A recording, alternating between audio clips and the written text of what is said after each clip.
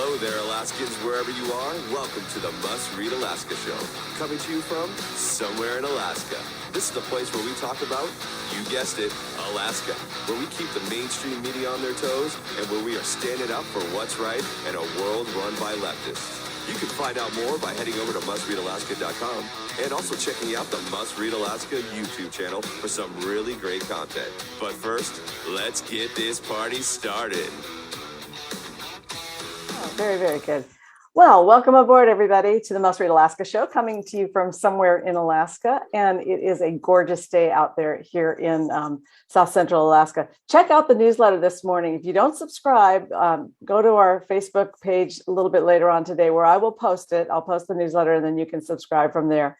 And you can also subscribe over at www.mustreadalaska.com and sign up and get it in your inbox. We've got about 10,600 subscribers and love every single one of you and appreciate you reading the Must Read Alaska newsletter. So today, we've got a pretty big show, John Quick. I see you're over there in Nikiski. How's everything on the Kenai Peninsula today? Going good. We had a big outdoor sportsman show at our huge rec center here on the peninsula, and all the politicians were here. Most of the politicians were here. So it's fun for folks on the Kenai Peninsula to I don't know if they do this in other states where you can, just show up to some random sportsman outdoor show and hang out with candidates that are actually running. So that's one thing I like about Alaska is that, candidates, it's not a big deal to show up to that kind of stuff. So I think it's fun for folks on the peninsula to have an opportunity to interact with people that are either elected or running, and whether you're going to vote for somebody or not, you can sit there and ask them as many questions as you want. And I think that's a positive thing. So I didn't go to it this year, but I've heard from folks who did, and it turns out it was a great event. So it was a big turnout. So I did a walkthrough, and there were a lot of candidates. There were Tuckerman Babcock, there was Nick Begich, and I saw Ron Gillum, who's our state representative. Saw a bunch of them. And then I went up to Palmer and I went to the Airmen's show up there and walked around. I know Kelly Chewbacca, who was running for U.S. Senate, was up there. I did not see her there, but I ran into a Washington Post reporter while I was there. And he's hot on the trail. In fact, he's going to be up in Fairbanks today. But let's just thank Charlie Pierce for Governor for sponsoring our show today. We really appreciate the support we get from Charlie Pierce for Governor campaign. He's our first sponsor of our show. We've been up for about a year and a half, and he joined us as a sponsor in March. Really appreciate you, Charlie Pierce for Governor. It was good seeing you the other day in Kenai. We have a special guest with us today. I don't want to delay, so I'd like to just welcome Santa Claus to the show. Santa is running for U.S. House for the state of Alaska. Welcome to the show, Santa Claus. Thank you, Suzanne and John, for having me on here on Must Read Alaska. Thank you. It's really a pleasure to have you on. And I know that you told me the other day that you have done 17 podcasts. And I don't know if that's recently. Is that just like everybody all of a sudden wants you on their show or what? Yeah, I think probably in that sector, word is getting around. And I'm pretty good humored about stuff. So I think a lot of the hosts are pleasantly surprised. Right. Well, and it's well fitting for your name. I just want to tell listeners a little bit about you and have you describe your bio to them a little bit. Now, just to set the framework here, there are 48 candidates on the special election ballot for House. It is a fascinating thing that we're going through right now because we have not had a congressman other than Don Young since 1973. And the congressman we had before that was Nick Begich the first. But we are having our first, it's a special election because we have to have a replacement for him that fills out the rest of his term. This is a different race than the regular race for Congress, which happens regularly every 2 years. This is a special race. This is a race that whoever wins it is just going to be congressperson for about, September, October, November, December, and half of January until the next person's sworn in. So Santa, you have filed for this race, not the regular one, just for the fill-in and finishing out Don Young's term, correct? Correct. Great. And I just want to make sure that everybody knows that Santa is looking to fill in the shoes of Don Young. And let's talk a little bit about your bio before you came to Alaska, before you became notoriously known as the Santa Claus of North Pole, who also happens to be on the city council up there. Where did you come from?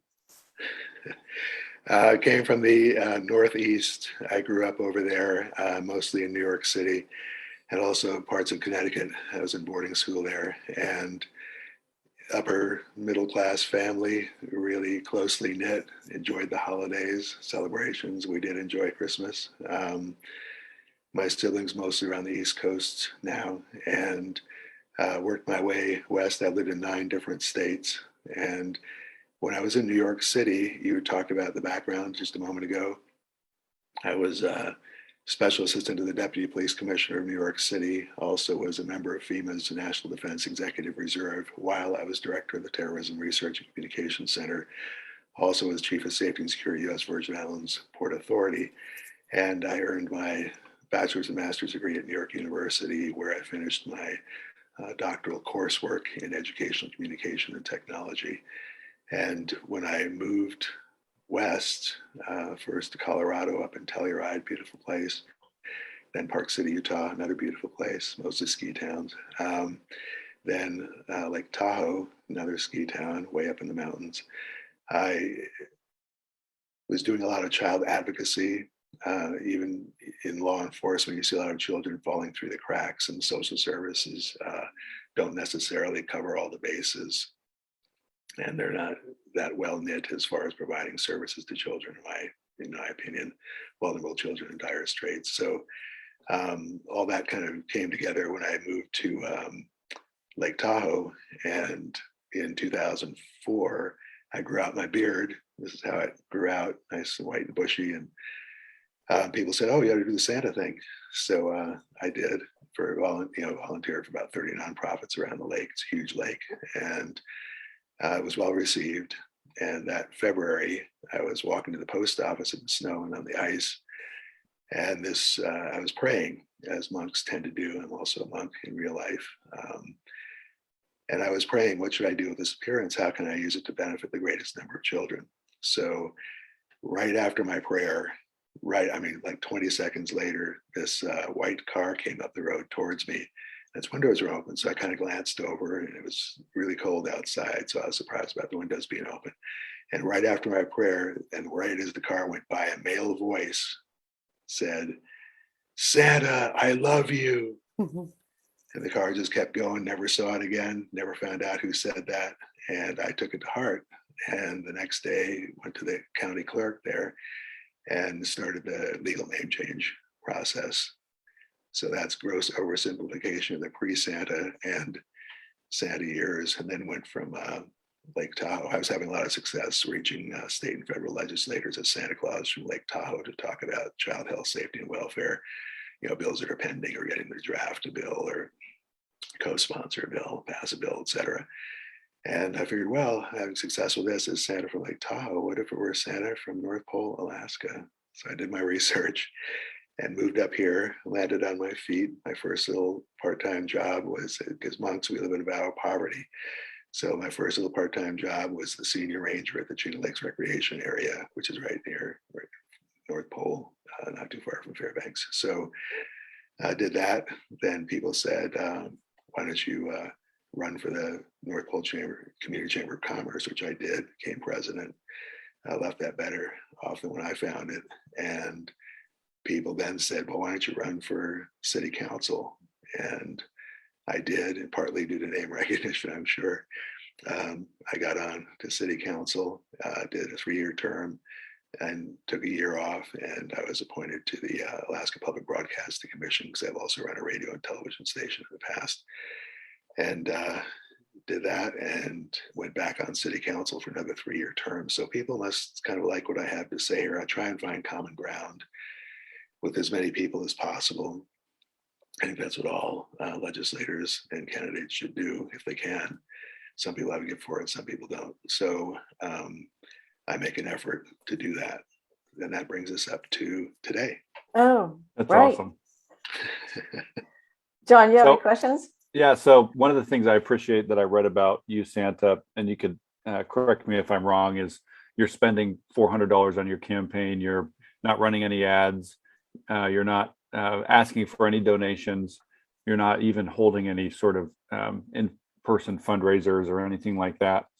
And I believe you identify as a socialist Democrat. So tell me a little bit about your political stance and what kind of flavor you'd bring to a seat like this if you're elected. What kind of things you'd like to see change or accomplished under your couple months in office? Thanks, John. Actually, I'm an independent, progressive, democratic socialist. Make a long story short. It's a mouthful. Yeah, 4 words. I was close. 4 words better than 4 letters. So, independent, progressive, democratic socialist.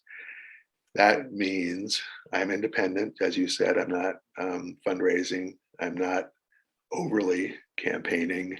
I'm doing a lot of it on social media, as you know, and through podcasts, things like that. And I ask my independent supporters to be creative. If they want to make a window sign, that'd be great, or a lawn sign, or canvas with friends, or phone bank. Without my control or coordination or anything, they can do that on their own, which is great. I've seen a lot of creative stuff come out of it, which I'm very appreciative of. But just like with PACs, I can't coordinate or control or direct anybody supporting my campaign the way I've set it up. So that's the independent part. The progressive part is moving towards social reform in a variety of areas, not like this, but more like, here's something we could do that'll make things better for us on a personal, business, education, et cetera level. And here's how we'd like to do it without too big a shock. Democratic socialist, I know we live in a democracy, a republic, and I'm well aware that we're a capitalist society. So as a democratic socialist, with social reforms, I would like to work within that system, but just make things better for a greater number of people. That's kind of gross oversimplification again, but that's kind of it. And I know you don't have that much time with the show, so I'm trying to boil it down. Well, I think it's great. One of the things we were talking about before we started was, I run into people here in Nikiski. Nikiski is a very conservative town, probably much like North Pole is. And I run into people all the time that are just kind of like, screw it, I'm voting for Santa. Like, this thing is just nuts. And so I personally think you're the biggest contender that's not a Republican on the ticket. And so I think thank you. Whether people know your platform or not is one thing, but you have the name recognition. So it's I run into people literally every day. They're like, screw this, I'm voting for Santa. Yeah. Well, I'm calling it the barstool vote, and I have the same thing, which is people sitting at the Fairview Inn and at the bar, and they got a beer in front of them. They look at their ballot and they just say, this is ridiculous. I don't know any of these people. I'm not voting for Sarah Palin. She's a quitter. I'm voting for Santa. You're kind of the vote that is the maybe a little bit of a protest vote for some people who are just not. Super voters are the ones who go in and they study the issues, they study the candidates, and they're the ones who usually show up at the primary. But this primary is a little bit different, and it gives you a strong advantage because everybody's getting a ballot, and that means not super voters as well as super voters. I wanted to ask you about your a couple of things. Your pro-marijuana stance, which something that Don Young also was, very pro-marijuana. He was part of the Cannabis Caucus, and also about this monk thing. I'm sorry to say the monk thing, but you are a monk, and I saw you in a robe. I didn't know what your denomination was. I didn't know what order you were related to, but I also understand you're a vegetarian, and so I thought, well, let's talk about that a little bit. I want to talk about marijuana. And so let's talk about that first, and then we'll talk about your religious order. Okay. With marijuana, I am an advocate for it. I'm not for children having it unless they have seizure disorders and their physician, recommends it for that.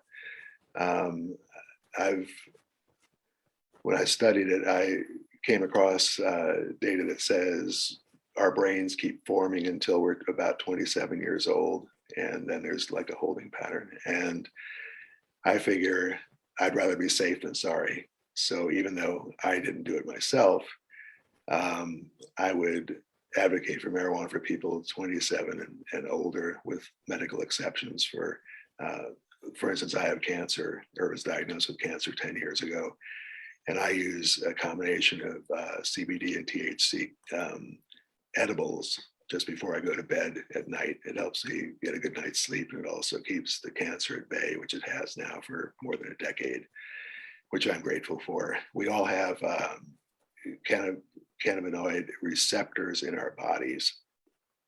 That's just a fact of life. So, and we actually manufacture a teeny tiny little bit of it ourselves. So to introduce it from the outside, for me, isn't that big a deal. But I do realize that what is on the market these days is far more powerful than it was when I was a kid. And it's sometimes there are other things put in with it which aren't so good for you or anybody. So I'm sticking to edibles. I don't recommend smoking to anybody, smoking anything to anybody. And my dosage is so low that by the time I wake up in the morning, my body's already, done whatever it's going to do with it, and I'm good to go. I'm not sure if that answers your question. Well, yeah, it does. It makes perfect sense. And so that is a very complicated topic, and I know that Don Young was really interested in expanding cannabis legality from the federal level and decriminalizing it. And it sounds like you are in line with Don Young on that.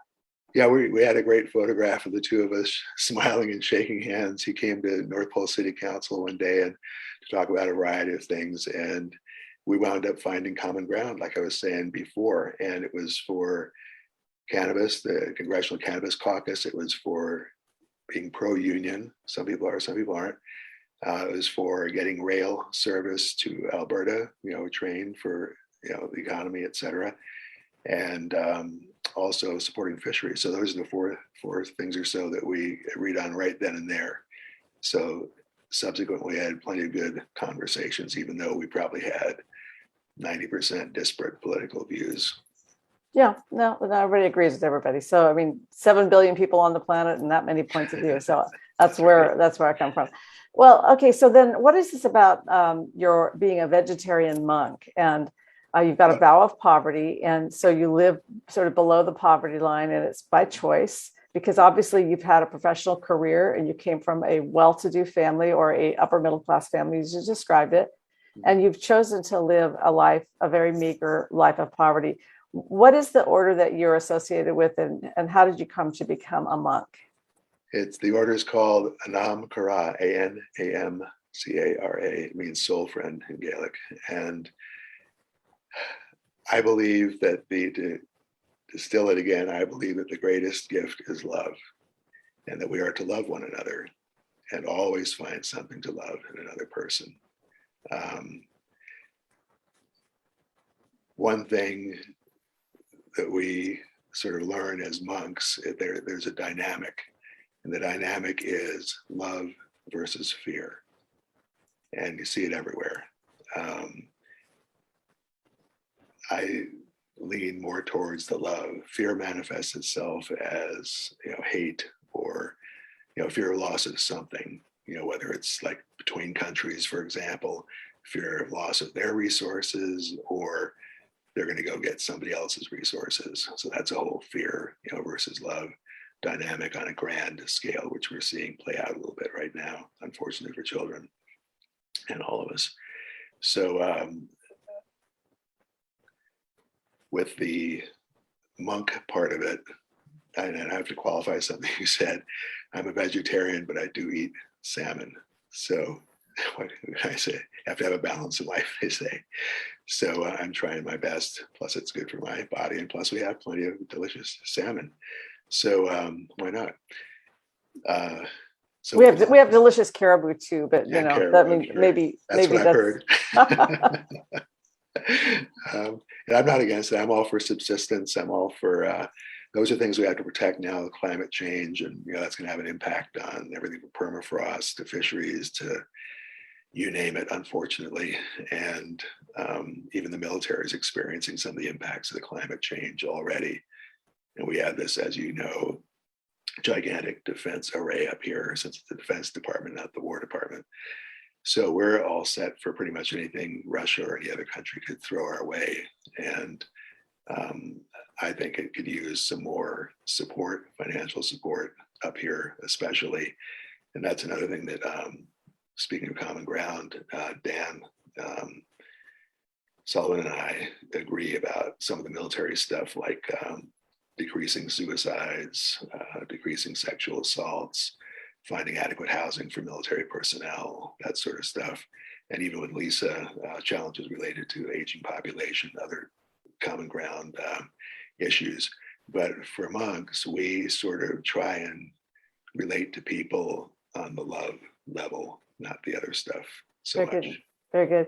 Let's turn to a really tough issue, which I've asked other candidates about, asked you about as well. And right now, as you know, Roe versus Wade is a hot topic at the national level, with the Supreme Court and the leak of the draft document that shows the Supreme Court has voted in the majority to overturn the 1973 landmark legislation that granted broad rights for abortion with sideboards on it, so that states could not curtail abortions, too early or too late in the pregnancy.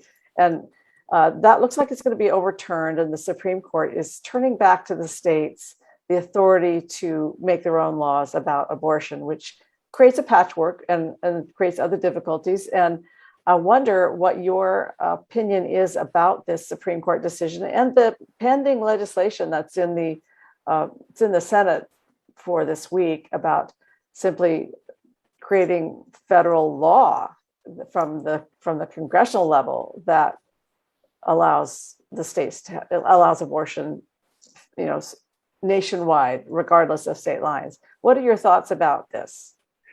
Well, I personally am pro-choice. I've read a whole bunch about viability of fetus issues. I've read Roe v. Wade. I'm for codifying women's rights right now in Congress to protect them. And I'm also well aware of issues that people bring up about organizations like Planned Parenthood, for example. Most people don't realize when I was 40 years old, I decided I did not want to have children. And I went to Planned Parenthood and had a vasectomy.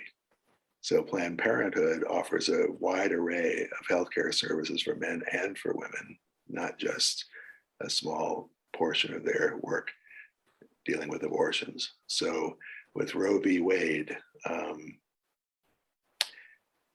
if I had a uterus, I'd want to protect it. I'm male, so in my case, I think if people want to prevent abortions, why not think about things like vasectomies for men, that are reversible mostly. And I would approach it a different way through education and some other stuff if we want to prevent abortion. So I just have a different take on the entire issue. And if somebody was saying they're going to legislate something having to do with my testicles or my penis, I'd be pretty upset about it. And I think a lot of women are. And I know they're both sides to the whole issue having to do with Roe v. Wade, but that's kind of my general take on it. So in this case, I understand that you're pro-choice, and I'll make it my missions in life to convince you to be pro-life. But in terms of the sending it back to the states so that states have control over it, that's sort of a 10th Amendment thing. We've got the privacy thing, which is the 14th Amendment aspect, and then we look at the Constitution, and there's really nothing in the Constitution that even indicates that abortion was a topic for the Constitution. We had privacy, yes, and we had states' rights. So right now we have these two things. They look like they're going to throw out the Roe v. Wade because it is not constitutionally grounded, and then send that as a question. Anything that is not covered by federal law is put back into the states, and that's what the Constitution says. So So could you support that at all, allowing that to be a states' rights thing? Well, in Alaska, as you know, for the last 50 years, we've had very, very strong privacy laws, hence issues with abortion, hence issues with marijuana and some other areas, communications, et cetera. And I sort of like I think if it were codified at the federal level, that would probably remove that from state control, although some states will always, it's prosecutors. There are prosecutors in each state. Some prosecutors will prosecute, some people won't. Just a fact of life. They're just, it is what it is. So that system at the state level is going to I think, no matter what the federal law says, I think at state level, there's going to be quite a few challenges. Well, here in Alaska, in our Constitution, we have a privacy clause that we put in there. And then our justices in our Supreme Court, who are pretty liberal and have been since statehood, interpret that to mean a woman has a right to privacy. If she wants to have an abortion, she can have an abortion. So we have very liberal laws. We don't have a lot of abortion providers in the state, but we have very liberal laws because it's supported through our Constitution. So in fact, this decision, for those who are listening online here, this decision at the Supreme Court, the US Supreme Court, doesn't really affect Alaska because we have a provision in our Constitution already. We're running out of time. This has been an amazing time with you. I've enjoyed it so much. Let's talk about where people can find out more about your campaign for Congress. I know that you're doing some things on social media and YouTube. How can people find out about you? Thank you. My website is SantaClausForAlaska.com. No E in Claus, just SantaClausFor Alaska.com. And on Twitter, I'm Santa Claus for AK. And I'd be happy if you visited both. If you'd like to help with the campaign, just please do it independently. Do whatever you'd like to do. You should have fun with it. It should be something you enjoy doing. And I would appreciate your support, however that comes in, but I'm not soliciting or accepting any campaign contributions. Thank you so much. And the greatest gift is love. So that's what I like to see circulate out there. Thank you. John? One of the things I'll close with, and then I'll link our sponsor, and then Suzanne can take it away. But I think, as people listen to this, they've got to witness something that I think is disappeared in America, and that's Santa Claus is pro-choice. And I couldn't disagree with them any harder. I'm super pro-life. And look at us, we're having a conversation. We're not screaming at each other. We're not yelling at each other. We're sitting down on Zoom, being okay to disagree and still finding other avenues in which we can talk about things that we could possibly, have some agreement on. And I think that that's one of the things that's missing in America, is that we've lost the ability to have a normal conversation and have iron sharpen iron. We've decided to throw a tantrum instead. And so I think that it's moments like these that I think we need more of. And anyways, I just want to thank Santa for coming on, and want to thank our show sponsor, Charlie Pierce for Governor. Charlie Pierce is a champ. He's one of the coolest mayors I've ever met, and he's running for governor, and he sponsored our show. And we just want to thank him for doing that, spreading conservative news all through Alaska with his sponsorship. Very good. Well, thank you everybody for tuning into the Must Read Alaska show. And be sure to tune in on Wednesday when John hosts the show on his own. Last week, he had Representative Laddie Shaw on the show. That was great. And all of those shows that we've done are up at our podcast locations. They're up, where are they? They're at Apple iTunes, Google Play, Pandora, the whole gamut, right? Yep, Spotify, everything. So check those out there. There's a really good interview with Representative Laddie Shaw. And thanks, Santa, for being with us on the show. Good luck to you in all your ventures. I hope I see you soon. Until next week, everybody, we're signing off from somewhere in Alaska. Thanks, Suzanne. Thanks, John. Thanks, Must Read Alaska.